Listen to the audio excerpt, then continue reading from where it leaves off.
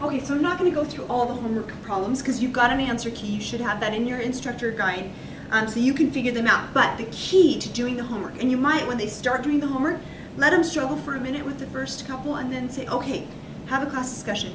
This is the key. The key is, what was I given? And what is it asking for?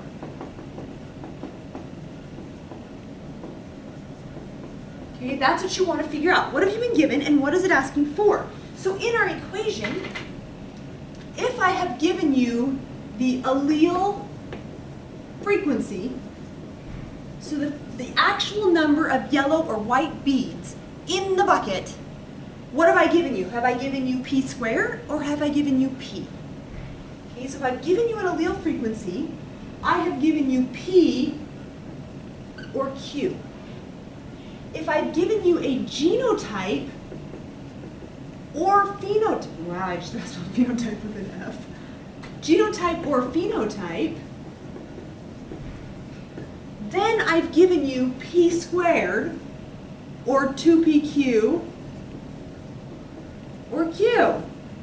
Okay, if they can keep that straight, they can do all these problems. So let's look at number one. In number one it says, in a biology class, 64% of the students were able to roll their tongues. What is that? I've told you how many can roll their tongues. Is that an allele frequency? Is that a genotype frequency? Is that a phenotype? It's a phenotype. If you can roll your tongue, it's a phenotype. So I've given you a phenotype frequency of 0.64. Okay? So I've given you a genotype, a phenotype. Assume that the ability to roll your tongue is dominant. So I've given you the number that are yellow, the dominant color. So in these, who is that 64%? Would these guys be able to roll their tongues? Yes. Would these guys be able to roll their tongues?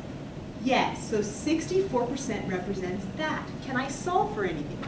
I have a P and a Q there, so that doesn't make it easy. But could you tell me how many individuals cannot roll their tongues? 36% of the individuals cannot roll their tongues. If 64% can, 36% can. So if you know that Q squared is 0.36, can you tell me what Q is? Absolutely. Take a square root, take a square root.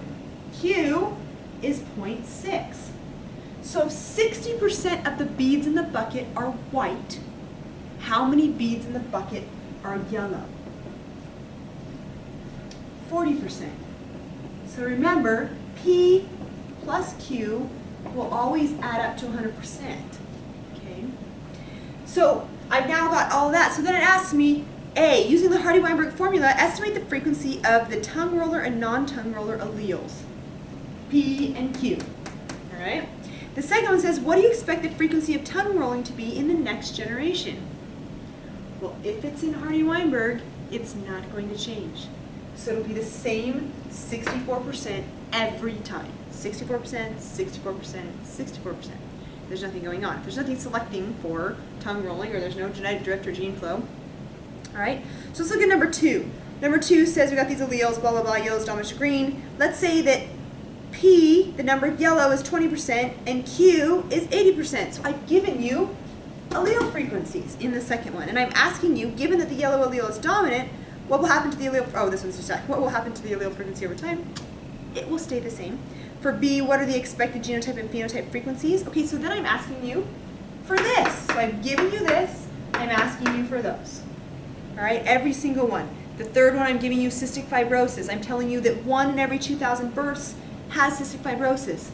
I've given you a phenotype. And I've given you specifically people who have a homozygous recessive disease. Oh, that should have the square on it. Okay. I've given you Q squared, cystic fibrosis. They have cystic fibrosis, they are this. Once you have that, you can solve for all of them. All right? Same thing with number 4. Number 4 is kind of simulating this, actually. Number 5, I've given you 58% of the bugs are black, 42% are white. So I've given you genotype, phenotype. You should be able to figure out from there allele frequencies and so on and so forth. They're all the same. Okay? But if it ever asks you, what's the next generation going to be? Given that we've met Hardy-Weinberg assumptions, it should be the same. It should always stay the same.